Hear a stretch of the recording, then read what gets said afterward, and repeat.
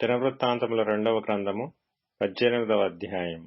తనకు ఐశ్వర్యమును ఘనతయు అధికముగా కలిగిన తరువాత యెహోషాపాతు ఆహాబుతో వియ్యమంది కొన్ని సంవత్సరములు గతించిన మీదట షోమ్రోనులో నుండు ఆహాబు నొద్దకు పోయెను.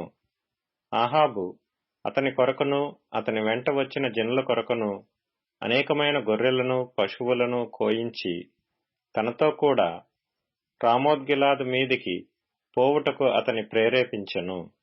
ఇశ్రాయేలు రాజైన ఆహాబు యూదారాజైన యెహోషాపాతును చూచి, నీవు నాతో కూడా రామోత్గిలాదునకు వచ్చెదవా అని అడుగగా, యెహోషాపాతు, నేను నీ వాడను, నా జనులు నీ జనులు, మేము నీతో కూడా యుద్ధమునకు వచ్చెదమని చెప్పెను.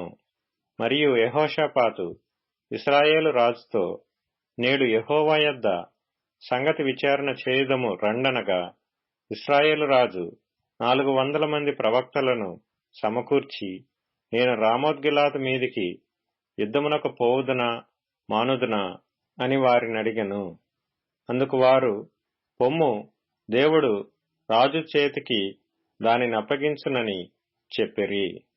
అయితే యెహోషాపాతు, మనము అడిగి విచారణ చేయుటకై వీరు తప్ప యెహోవా ప్రవక్తలలో ఒకడైనను ఇచ్చట లేడా అని అడుగగా, ఇశ్రాయేలు రాజు, యెహోవా యొద్ద విచారణ చేయుటకు ఇమ్లా కుమారుడైన మీకాయా అను ఒకడు ఇచ్చట ఉన్నాడు. అయితే అతడు నన్ను గూర్చి మేలు ప్రవచింపక నిత్యము కీడునే ప్రవచించుచున్నాడు గనుక నేను వాని యందు పగ కలిగియున్నాననగా, యెహోషాపాతు, రాజు అలాగనవద్దనెను. అప్పుడు ఇశ్రాయేలు రాజు తన పరివారములోనున్న ఒకని పిలిపించి, ఇమ్లా కుమారుడైన మీకాయాను శీఘ్రముగా రప్పించుమని ఆజ్ఞ ఇచ్చెను. ఇశ్రాయేలు రాజును యూదారాజగు యెహోషాపాతును షోమ్రోను ఊరి గవిని ముందరి బయలునందు తమ తమ వస్త్రములను ధరించుకొని తమ తమ సింహాసనముల మీద కూర్చుని ఉండగా ప్రవక్తలందరూ వారి ముందర ప్రవచించుచుండిరి. అప్పుడు కెనయనా కుమారుడైన సిద్కియా ఇనుప కొమ్ములు చేయించుకొని వచ్చి, సిరియనులు నిర్మూలమగు వరకు వీటితో వారిని నీవు పొడిచెదవని యెహోవా సెలవిచ్చుచున్నాడని ప్రకటించెను.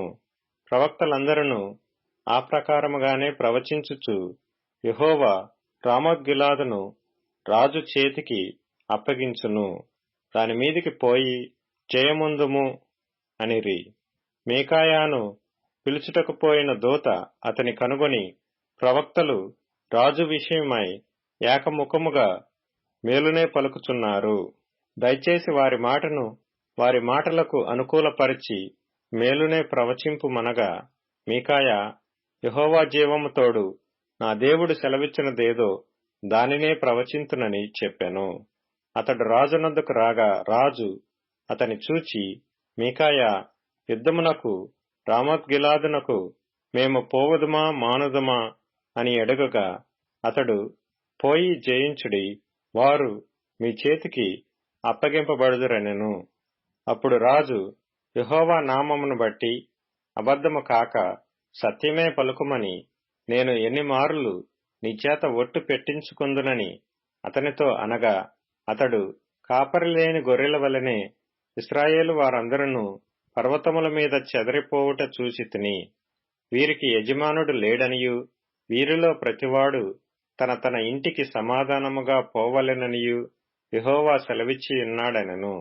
ఇశ్రాయేలు రాజు ఇది విని యెహోషాపాతుతో ఇట్లనెను, ఇతడు కీడునే గాని ఆ విషయమై మేలును ప్రవచింపడని నేను నీతో చెప్పలేదా అని అనగా, మీకాయా, యెహోవా మాట వినుడి, యెహోవా తన సింహాసనము మీద ఆసీనుడై యుండుటయు పరమండల సైన్యమంతయు ఆయన కుడి ప్రక్కను ఎడమ ప్రక్కను నిలువబడుటయు నేను చూచితిని.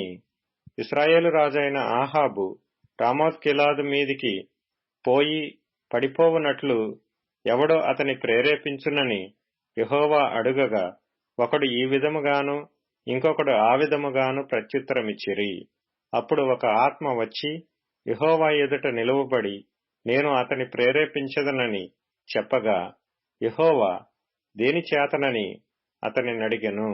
అందుకు ఆ ఆత్మ, నేను బయలుదేరి అతని ప్రవక్తలందరి నోటను అబద్ధములాడు ఆత్మగా ఉందునని చెప్పగా, యెహోవా, నీవు అతనిని ప్రేరేపించి జయింతువు, పోయి ఆ ప్రకారముగా చేయమని సెలవిచ్చెను. యెహోవా నీ ప్రవక్తలకు వీరి నోట అబద్ధములాడు ఆత్మను ఉంచియున్నాడు. యెహోవా నీ మీద కీడు పలికించియున్నాడని చెప్పెను.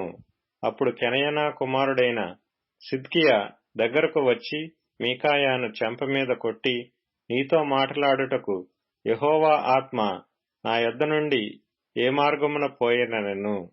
అందుకు మీకాయా, దాగుడుకై నీవు లోపలి గదిలోనికి వెళ్ళు దినమున దాని తెలుసుకుందువని చెప్పెను. అప్పుడు ఇశ్రాయేలు రాజు పట్టణపు అధిపతి అయిన ఆమోసు నొద్దకును రాజు కుమారుడైన యోవాషు నొద్దకును, మీరు మీకాయాను తీసుకొని పోయి వారితో, రాజు మీకిచ్చిన సెలవు ఇదియే అనుడి. నేను సురక్షితముగా తిరిగి వచ్చు వరకు వీనిని చెరలో పెట్టి శ్లేషాన్నపానములు ఇయ్యుడి. అప్పుడు మీకాయా ఇట్లనెను, నీవు సురక్షితముగా తిరిగి వచ్చిన ఎడల యెహోవా నా ద్వారా పలకనే లేదని చెప్పి సమస్త జనులారా ఆలకించుడనెను. అంతటా ఇశ్రాయేలు రాజును యూదారాజైన యెహోషాపాతును రామోత్గిలాదు మీదికి పోయిరి. ఇశ్రాయేలు రాజు, నేను మారువేషము వేసుకొని యుద్ధమునకు పోవుదును, నీవు నీ వస్త్రములనే ధరించుకొనుమని యెహోషాపాతుతో చెప్పి తాను మారువేషము వేసుకొనెను. తరువాత వారు యుద్ధమునకు పోయిరి. సిరియారాజు, మీరు ఇశ్రాయేలు రాజుతోనే యుద్ధము చేయుడి, అదములతోనైనను అధికులతోనైనను చేయవద్దని తనతో కూడానున్న తన రథాధిపతులకు ఆజ్ఞ ఇచ్చియుండెను. కాగా యెహోషాపాతు కనబడుటతోనే రథాధిపతులు అతడు ఇశ్రాయేలు రాజు అనుకొని యుద్ధము చేయుటకు అతని చుట్టుకొనిరి. గాని యెహోషాపాతు మొర్రపెట్టినందున యెహోవా అతనికి సహాయం చేసెను. దేవుడు అతని యొద్ద నుండి వారు తొలగిపోవునట్లు చేసెను. ఎట్లనగా రథాధిపతులు అతడు ఇశ్రాయేలు రాజు కాడని తెలుసుకొని అతని తరుముట మాని తిరిగిపోయిరి.